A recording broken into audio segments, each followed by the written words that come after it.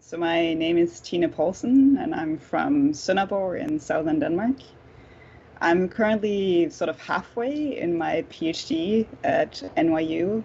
I'm at the Department of Politics. So one of the sort of beautiful things about studying a PhD is that you're getting paid to study the things that you think are interesting. And obviously you can talk to a lot of the smart people that are students in your program, and you can talk to the good faculty members in your department to try to figure out, not only what you think is interesting, but what other people would find interesting within that as well. So PhD is very much about sort of identifying a good question and trying to figure out sort of answering that question to the best of your ability. And I think it makes sense that you don't necessarily know sort of like the best question at the beginning of the PhD process. So I think you have to be sort of like a bit kind to yourself and be ready to sort of change your mind about the kind of question that you would like to answer.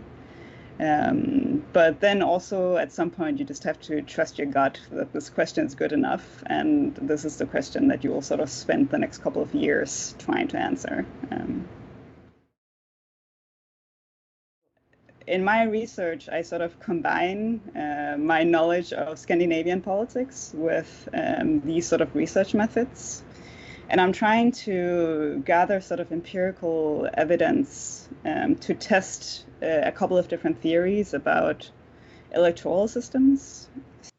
So electoral systems is sort of the way in which we as citizens elect the politicians that end up representing us. And there's a bunch of different theories for what sort of different electoral systems should mean for the ways in which politicians represent us. And one of the sort of difficult parts about studying this is that once a country sort of like elects or decides on an electoral system, they tend to sort of stick to it, which makes it very hard to test these theories. So we have a bunch of different thoughts about how it should work, but it's a very hard sort of like case to test.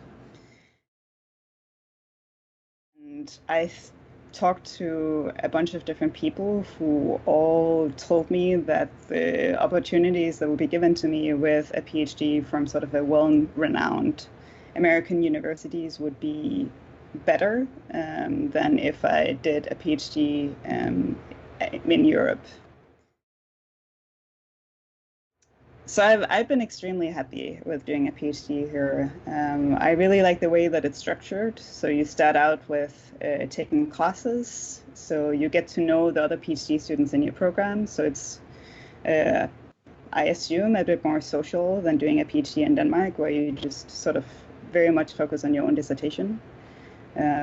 It's also PhD programs in the US tend to be pretty small. So in my year, we're 11 students, so we know each other pretty well by now, which is really nice. I also just really enjoy living in New York City. So I don't think, if I hadn't done my PhD here, I wouldn't have lived here. And it's such an interesting city with so many people from so many different places. And when I'm not, writing my dissertation, I can go to a concert or go to a museum or go talk to really, really, really fascinating people. So that's really enjoyable. So sort of plan A for the PhD is to get hired at a university as a professor. And I'm not particularly sort of attached to the US. I would be happy to go back to Europe. I think in some sense the sort of quality of life, especially as a young researcher, is a bit better in Europe. There are very sort of like high demands on your time in the US.